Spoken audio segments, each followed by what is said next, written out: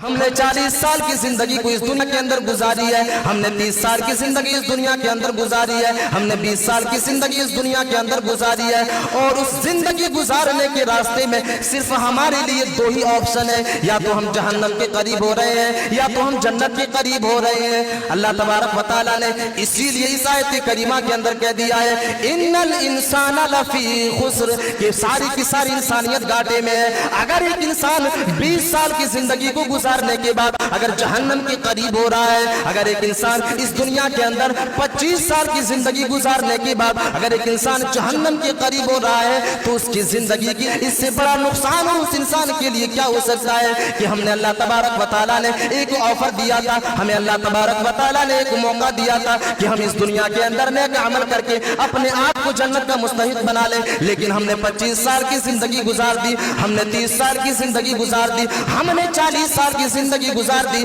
لیکن ہم 40 سال کی زندگی گزارنے کے بعد جہنم کے قریب ہو رہے ہیں۔ تصور کرو، ایک انسان کی سب سے نقصان یہ نہیں تو اور کیا ہے؟ والعصر، قسم ہے زمانے کی، ان الانسان لفی خسر، پوری کی پوری انسانیت جو ہے، پوری کی پوری کمیونٹی جو ہے،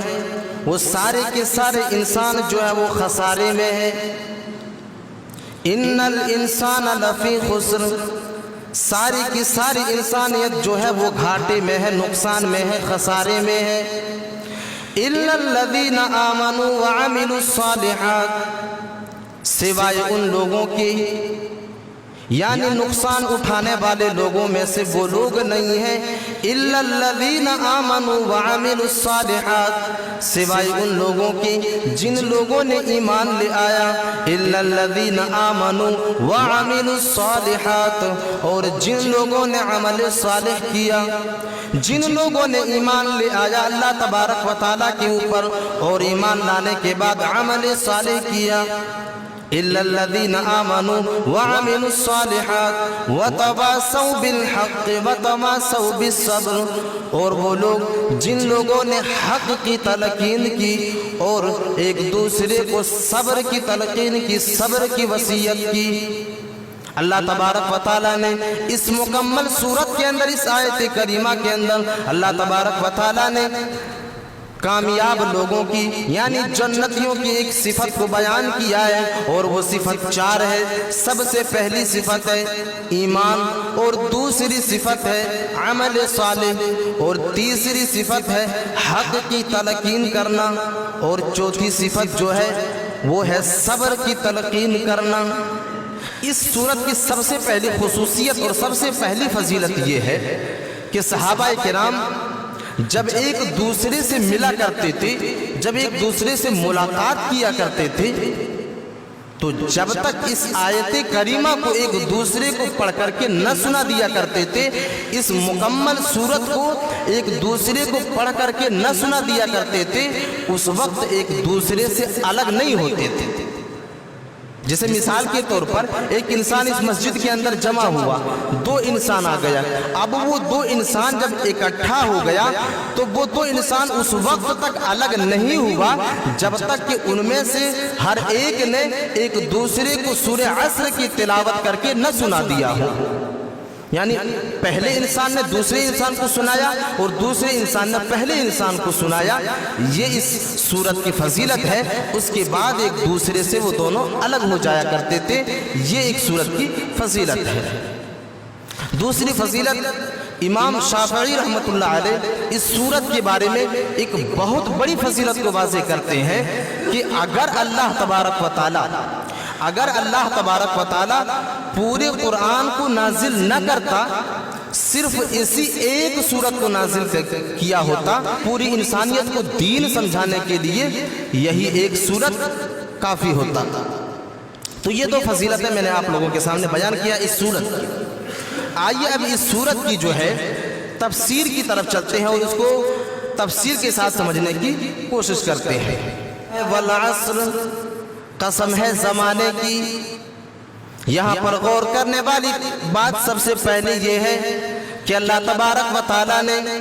یہاں پر زمانے کی قسم کیوں کھائی ہے؟ ہم قرآن مجید کے اندر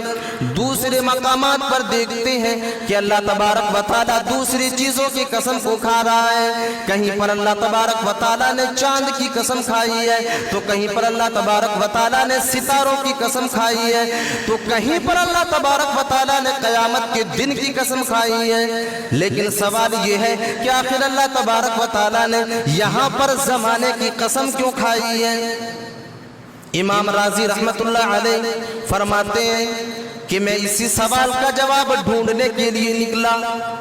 اور میں نے 25 سال تک اسی سوال کا جواب میں ڈھونڈتا رہا کہ اللہ تبارک و تعالیٰ نے اس آیت کریمہ کی شروعات میں سورہ عصر کے جو شروعات ہے اس کے اندر اللہ تبارک و تعالیٰ نے زمانے کی قسم کیوں کھائی ہے. امام راضی رحمت اللہ علیہ فرماتے ہیں کہ میں نے تمام کی تمام تفاسیر کو وہ کھنگال کر کے رکھ دیا اور قرآن اور حدیث کو سمجھنے کے لیے جتنی بھی کتابیں ہیں میں ساری کی ساری کتابوں کو میں نے الٹنا شروع کر دیا کہ کہیں سے مجھے اس سوال کا جواب مل جائے. امام راضی رحمت اللہ علیہ فرماتے ہیں کہ 25 سال کا عرصہ گزر گیا لیکن مجھے پتہ نہیں چل پایا کہ اللہ تبارک و تعالیٰ نے یہاں پر زمانے کی قسم کیوں کھائی ہے. پھر لکھتے ہیں کہ ایک دن مجھے اس سوال کا جواب مل گیا اور اس سوال کا جواب کیسے ملا؟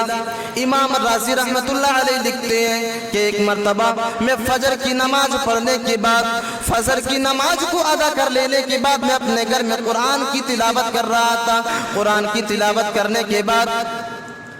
میں صبح جب بازار کی طرف سبزی خریدنے کے لیے گیا کچھ سامان خریدنے کے لیے گیا میں نے بازار میں دیکھا ایک انسان کو دیکھا وہ اپنے سامنے برف کی کچھ سلیوں کو لے کر کے بیٹھا ہوا ہے. ہم نے ایک انسان کو دیکھا کہ وہ برف کی کچھ سلیوں کو اپنے سامنے لے کر کے بیٹھا ہوا ہے. وہ برف بیچنے والا آواز لگا رہا ہے کہ وہ لوگ آؤ 2 روپیہ کلو میں اس برف کو بیچ رہا ہوں. امام راضی رحمت اللہ علیہ فرماتے ہیں کہ میں جب سبزی خریدنے کے لیے گیا تو میں نے یہ منظر بازار کے اندر دیکھا. پھر میں سبزی خریدنے کے بعد اپنے گھر کے اندر آ گیا اور پھر ظہر کے وقت میں مسجد کے اندر نماز کو ادا کرنے کے لیے گیا اور ظہر کی نماز ادا کر لینے کے بعد جب میں مسجد سے واپس آ رہا تھا تو میں نے اسی برف بیچنے والے انسان کو دیکھا کہ وہ برف بیچنے والا انسان اسی جگہ پر پھر سے برف بیچ رہا ہے. وہ برف بیچنے والا انسان وہ برف فروش جو ہے وہیں پر پھر سے برف بیچ رہا ہے. لیکن پہلے وہی برف والا انسان جو ہے برف بیچنے والا انسان 2 روپیہ کلو آواز لگا رہا تھا لیکن ظہر کے بعد میں نے دیکھا کہ وہ انسان اپنے برف کو 1 روپیہ کلو بیچ رہا تھا. میں نے یہ منظر کو اپنی آنکھوں سے دیکھا. پھر میں واپس اپنے گھر کے اندر چلا گیا. پھر میں عصر کے وقت پھر مسجد کے اندر نماز پڑھنے کے لیے گیا, نماز کو ادا کرنے کے لیے گیا. پھر جب نماز کو ادا کر لینے کے بعد عصر کی نماز کو پڑھ لینے کے بعد جب میں پھر واپس اپنے گھر کی طرف آنے لگا تو میں نے پھر اسی برف بیچنے والے انسان کو دیکھا. اب وہ انسان آواز لگا رہا ہے کہ برف جو ہے وہ 50 پیسے کلو ہے. پہلے وہی انسان 2 روپیہ کلو برف کو بیچ رہا تھا. اس کے بعد ظہر کے بعد وہی انسان 1 روپیہ کلو برف کو بیچ رہا ہے. پھر عصر کے بعد وہی انسان جو ہے 50 پیسے کلو اسی برف کو بیچ رہا ہے. پھر میں مغرب کے وقت نماز پڑھنے کے لیے گیا. جب میں مغرب کے وقت جو ہے نماز کو پڑھنے کے بعد اپنے گھر کی طرف آ رہا تھا تو میں نے اسی انسان کو دیکھا کہ وہ انسان پھر سے برف بیچ رہا ہے اور پھر سے آواز لگا رہا ہے کہ وہ لوگوں اب برف جو ہے وہ 25 پیسہ کلو ہے. میرے عزیز ساتھیوں, امام راضی رحمت اللہ علیہ فرماتے ہیں کہ مغرب کے بعد وہی انسان جو ہے 25 پیسہ کلو جو ہے برف کو بیچنا شروع کر دیتا ہے. پھر میں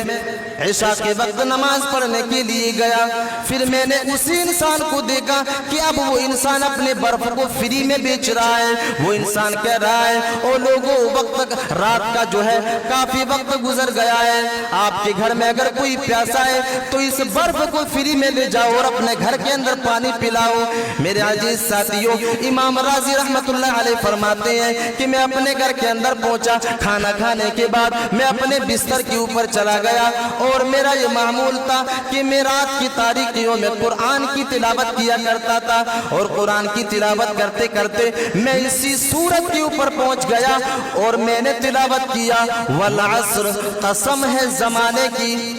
پھر میرے ذہنوں کے اندر وہی سوال پیدا ہوا کہ آخر اللہ تبارک و تعالیٰ نے یہاں پر زمانے کی قسم کیوں کھائی ہے؟ پھر وہی واقعہ میرے ذہنوں کے اندر آ گیا، وہی برف بیچنے والے انسان کا واقعہ میرے سامنے آ گیا۔ اللہ تبارک و تعالیٰ نے یہاں پر زمانے کی قسم اس لیے کھائی ہے کہ ایک انسان اس دنیا کے اندر صبح کے وقت کو بھی گزارتا ہے، ایک انسان شام کے وقت کو بھی گزارتا ہے، ایک انسان دوپہر کے وقت کو بھی گزارتا ہے، ایک انسان بڑی آسانی کے ساتھ جو ہے کھانے اور پینے کی چیزوں کو اس دنیا کے اندر مہیا کر لیتا ہے، لیکن اس انسان کو اس بات کی فکر نہیں ہوتی ہے کہ ہم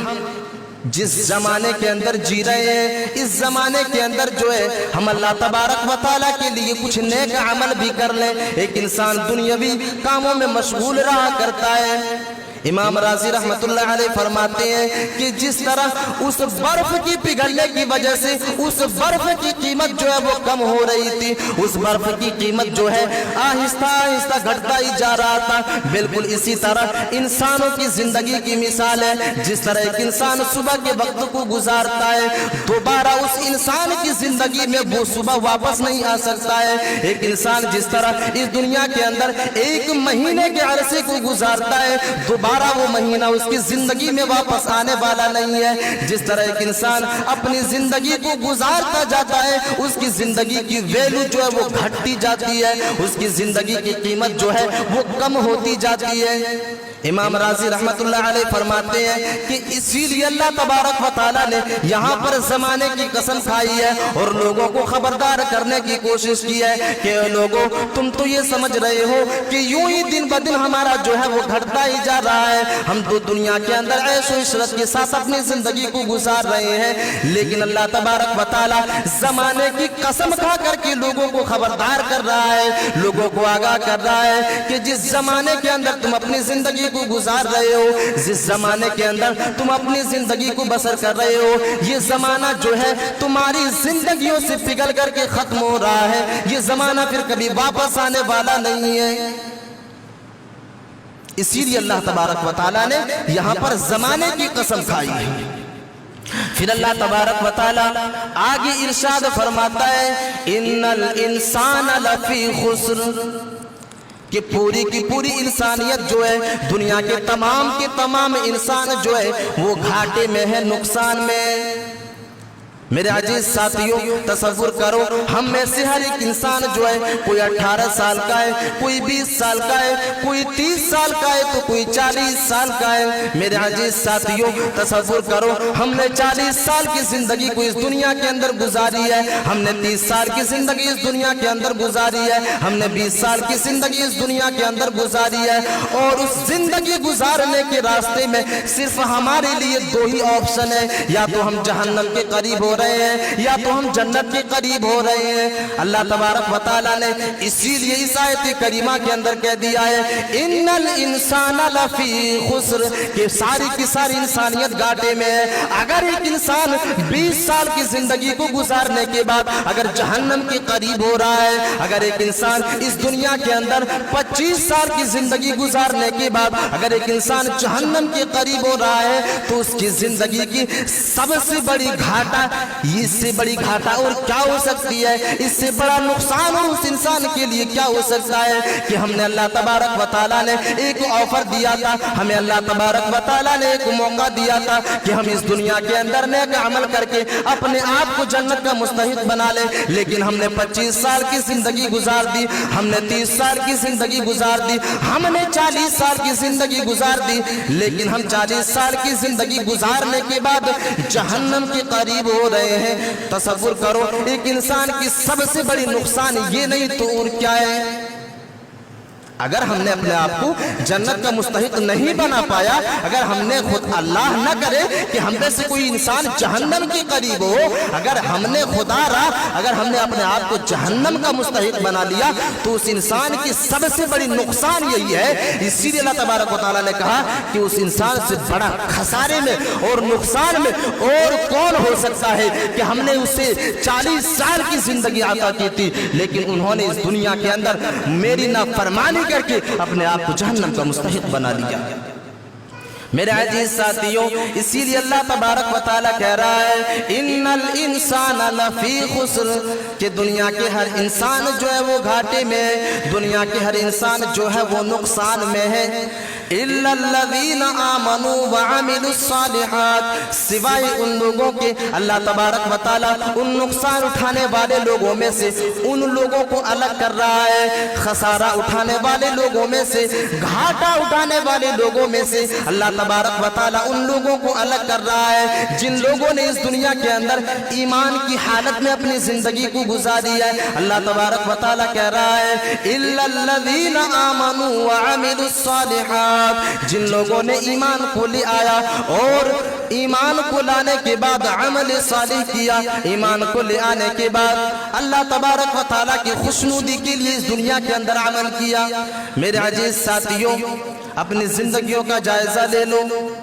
اپنی زندگی کے اوپر غور و فکر کرو، تصور کرو، سوچو کہ ہماری زندگی کیسے کٹ رہی ہے۔ ہم نے کلمہ لا الہ الا اللہ کا اقرار کر لینے کے بعد کیا ہم نے نیک عمل میں اپنی زندگی کو گزاری ہے؟ کیا ہم نے کلمہ لا الہ الا اللہ کا اقرار بھی کیا ہے؟ تصور کریں، اپنی زندگیوں کا مشاہدہ کریں، اپنی زندگیوں کے اوپر غور و فکر کریں کہ اللہ تبارک و تعالیٰ کہہ رہا ہے کہ جن لوگوں نے ایمان لے آیا اور عمل صالح کیا۔ ایمان لانے کا مطلب کیا ہے؟ ایمان لانے کا مطلب کیا ہے؟ ایمان لانا صرف یہ نہیں ہے کہ مسلم گھرانے میں پیدا ہو گئے بس ہم ایمان لائے ہم مسلمان ہو گئے، کہ جن لوگوں نے ایمان کو لے آیا اور عمل صالح کیا۔ إِلَّا الَّذِينَ آمَنُوا وَعَمِلُوا الصَّالِحَاتِ وَتَوَاصَوْا بِالْحَقِّ وَتَوَاصَوْا بِالصَّبْرِ۔ میرے عزیز ساتھیوں، اسی آیت کریمہ کی وضاحت ایک دوسرے آیت کریمہ سے سمجھتے ہیں۔ اللہ تبارک و تعالیٰ کہہ رہا ہے إِنَّ الَّذِينَ قَالُوا رَبُّنَا اللَّهُ ثُمَّ اسْتَقَامُوا، اللہ تبارک و تعالیٰ کہہ رہا ہے یقیناً بے شک جن لوگوں نے کہہ دیا کہ ہمارا رب اللہ ہے، ان الذین قالوا ربنا اللہ ثم استقاموا، جن لوگوں نے کہہ دیا، جن لوگوں نے یہ کہہ دیا کہ میرا رب اللہ ہے اور اسی کے اوپر استقامت قائم کر لی اور اسی کے اوپر ثابت قدم رہ گیا، تو اللہ تبارک و تعالیٰ کہہ رہا ہے ان الذین قالوا ربنا اللہ ثم استقاموا تتنزل علیہم الملائکہ، تو اللہ تبارک و تعالیٰ کے فرشتے اس انسان کے اوپر یہ کہتے ہوئے نازل ہوتے ہیں، اس انسان کے اوپر یہ کہتے ہوئے نازل ہوتے ہیں اللہ تخافوا، تم غم نہ کرو، تم خوف نہ کھاؤ، اللہ تخافوا ولا تحزنوا، اور تم غم نہ کرو،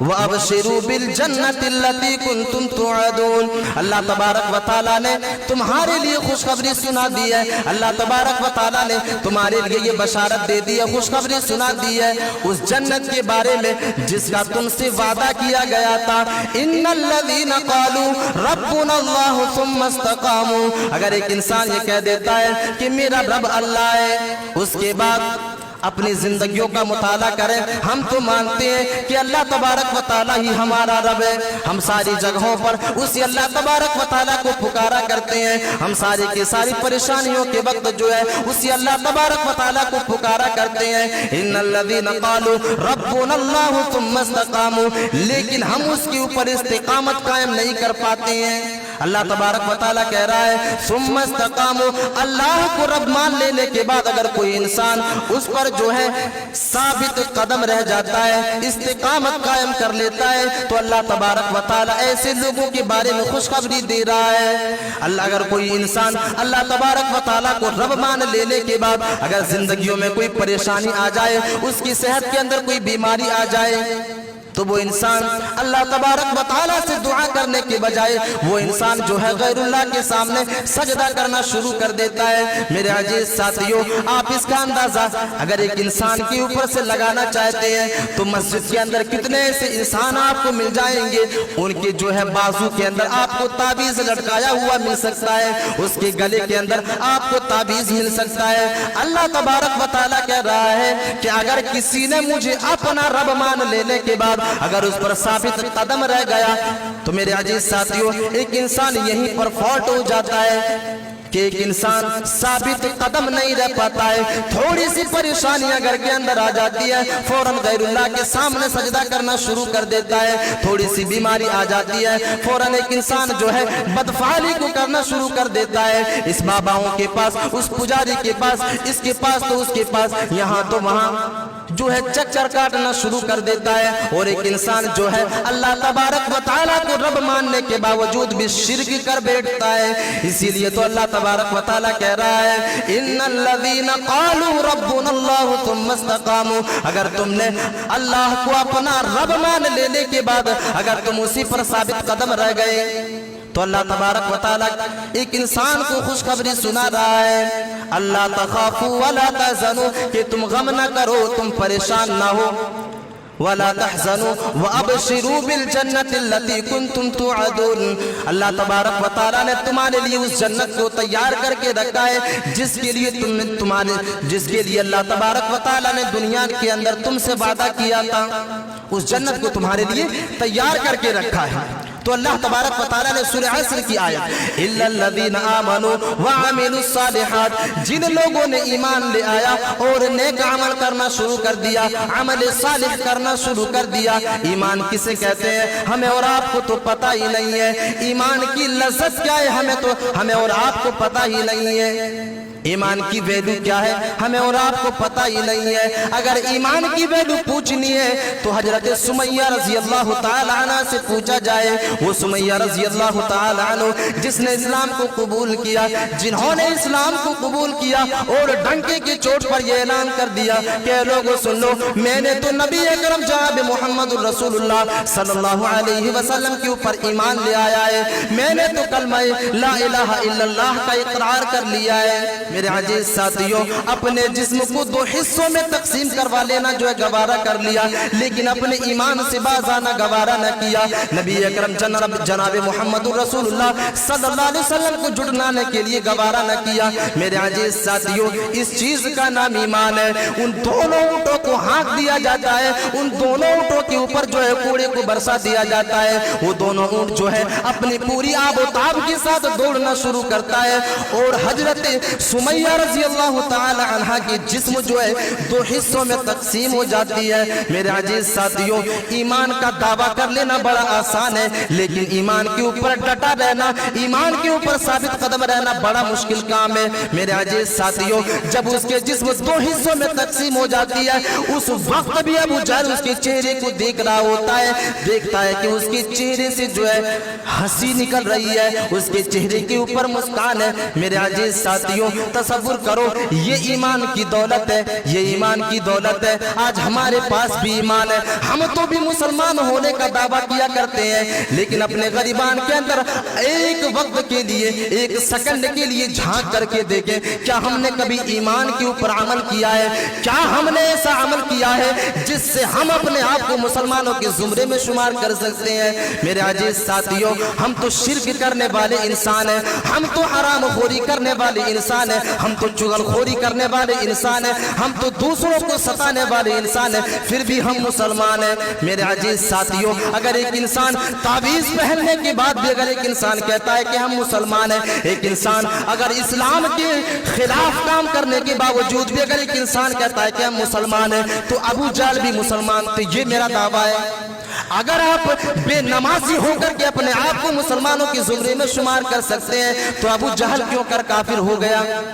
मेरे अजीज साथियों, वो भी तो नमाज नहीं पढ़ा करते थे, हम भी तो नमाज नहीं पढ़ते हैं। मेरे अजीज साथियों, कहने के लिए तो हम मुसलमान हैं, कहने के लिए तो हम मुसलमान हैं, हमारा अमल ऐसा है ही नहीं कि हम अपने आप को मुसलमानों के जुमरे में शुमार कर सकते हैं। एक वजह से हम सिर्फ और सिर्फ मुसलमान हैं, और वजह यह है कि हमारा नाम अब्दुल्ला है, हमारा मुसलमानाना नाम है, इसलिए हम अपने आप को मुसलमान कहते हैं। और दूसरी चीज, हम हफ्ते में 2 दिन गोश्त खा लिया करते हैं, यही वजह है कि हम मुसलमान हैं, यही वजह है कि हम मुसलमान हैं। वरना उन हिंदुओं से बदतर हमारी जिंदगी कट रही है, उन हिंदुओं से बदतर हमारी जिंदगी कट रही है। हम अपने आप को मुसलमान गर्दानते हैं, और उसके बावजूद भी अगर हमारे घर में शिर्क का बोलबाला है तो हमारी मुसलमानियत कहां मर गई। अगर अपने आप को मुसलमान कहने के बावजूद भी अगर हम बदफेलियों से काम लेते हैं, अपनी हाथों को दूसरों को दिखवाते हैं, तो हमारी मुसलमानियत कहां मर गई, हम कहां से मुसलमान रह गए। हम अल्लाह तबारक व तआला को अपना रब तो मानते हैं, लेकिन जब हमारे घरों में परेशानियां आती है तो हम अपने जिस्म के ऊपर ताबीज को लटका लिया करते हैं, अपने गले के अंदर ताबीज को लटका लिया करते हैं। कम से कम ये तो एक मुसलमान की पहचान नहीं हो सकती है कि जिसके गले में ताबीज लटका हुआ हो, जिसके बाजू में ताबीज बंधा हुआ हो। आज तो घरों से किलो के भाव ताबीज निकल सकता है, किलो के भाव ताबीज निकल सकता है। मुसलमान के घरों से जो अपने आप को कहता है कि हम अहलुल हदीस हैं, हम मुसलमान हैं, हमारा ईमान अल्लाह तबारक व तआला के ऊपर है, उसकी ये हालत है कि उनके घरों में आज बदफेलियों से काम ली जा रही है, जो है बाबाओं को हाथ दिखाया जा रहा है, जो है और बाबाओं से जो है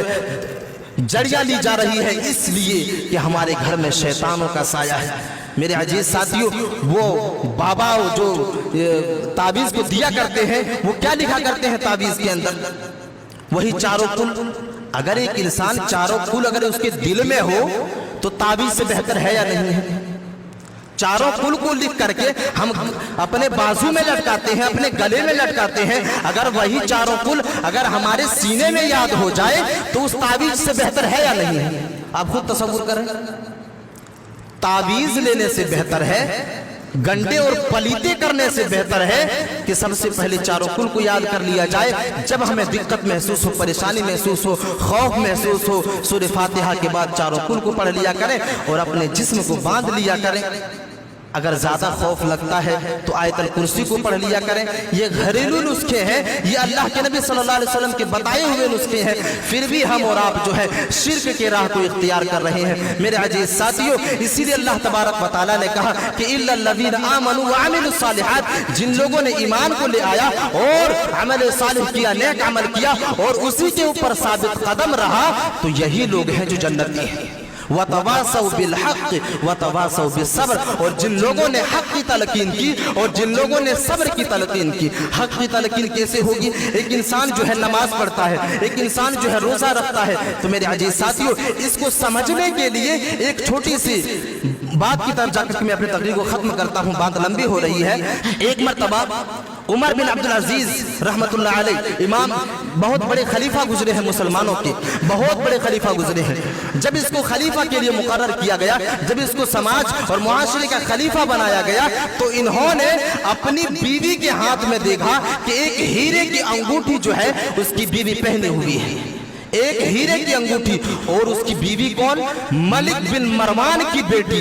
जो उस वक्त के बड़े बादशाहों में शुमार हुआ करते थे। मलिक बिन मरवान की बेटी है उमर बिन अब्दुल अजीज रहमतुल्लाह अलैह की बीवी, उसके हाथ में जो है हीरे की अंगूठी है। उमर बिन अब्दुल अजीज रहमतुल्लाह अलैह कहते हैं कि ऐ मेरी बीवी, तुम्हारे हाथ में ये अंगूठी कहां से आई? तुम्हारे हाथ में ये अंगूठी कहां से आई? उस वक्त के हिसाब से वो बहुत ही बड़ी कीमत वाली अंगूठी थी, हीरे की अंगूठी। हजरत उमर बिन अब्दुल अजीज रहमतुल्लाह अलैह कहते हैं कि ऐ मेरी बीवी, मैंने तो जहां तक सुना है कि तुम्हारे बाप जो है बादशाह बनने से पहले बकरियां चराया करते थे, तुम्हारे बाप जो है बकरियों को हांका करते थे, राई का काम काम किया करते थे। आज जब तुम्हारे बाप जो है अमीर बन चुका है, बादशाह बन चुका है, तो दूसरों की पैसों को हड़पने के बाद, दूसरों की माल के ऊपर कब्जा करने के बाद आज तुम्हारे हाथ में हीरे की अंगूठी दे दिया है। ऐ मेरी बीवी, अगर तू चाहता है कि तू मेरी ज़ौजियत में रहे तो इस हीरे की अंगूठी को बैतुल माल के अंदर जमा कर दो, और अगर तुम चाहते हो कि मेरी ज़ौजियत से निकल जाओ तो इस अंगूठी को अपने पास रखो। अगर तुम मेरी ज़ौजियत में रहना चाहते हो, अगर तुम उमर बिन अब्दुल अजीज रहमतुल्लाह अलैह की बीवी बन करके रहना चाहते हो तो इस हीरे की अंगूठी को निकालो और इसी वक्त जो है बैतुल माल के अंदर जमा कर दो, क्योंकि इसके ऊपर गरीबों का हक है, इसके ऊपर यतीमों का हक है। मेरे अजीज साथियों, उसकी बीवी भी दीनदार हुआ करती थी। मेरे अजीज साथियों, उसकी बीवी जो है उस अंगूठी को निकाल करके बैतुल माल के अंदर जमा कर दिया। मेरे अजीज साथियों, ये है हक की तलकीन करना। अगर हमारे समाज के अंदर, मुआशरे के अंदर जो है गलत काम हो रहा है तो उसके ऊपर हमारी जिम्मेदारी है कि उसको हम हक का रास्ता बताएं, हक की तलकीन करें। और सब्र का मतलब ये है कि जब हम और आप सीधे रास्ते पर चलने की कोशिश करेंगे, सीधा रास्ता इख्तियार करने की कोशिश करेंगे, तो हमारे रास्ते में हजार परेशानियां आएगी, हमारे रास्ते में हजार मुश्किलात आएंगे। मेरे अजीज साथियों, जब हम नमाज पढ़ना शुरू करेंगे, एक वक्त का चूल्हा जलेगा, दूसरा वक्त जो है फाका कशी में गुजर सकता है। हो सकता है अल्लाह तबारक व तआला आजमाए एक इंसान को, तो ऐसे वक्त में एक इंसान को सब्र की तलकीन करनी चाहिए। अपनी बीवी को समझाए, अपने बच्चों को समझाए और नमाज की तलकीन करे। ये सिफत जो है अल्लाह तबारक व तआला ने जन्नती लोगों की बताई है। हमें और आपको इसके ऊपर अमल करने की तौफीक अता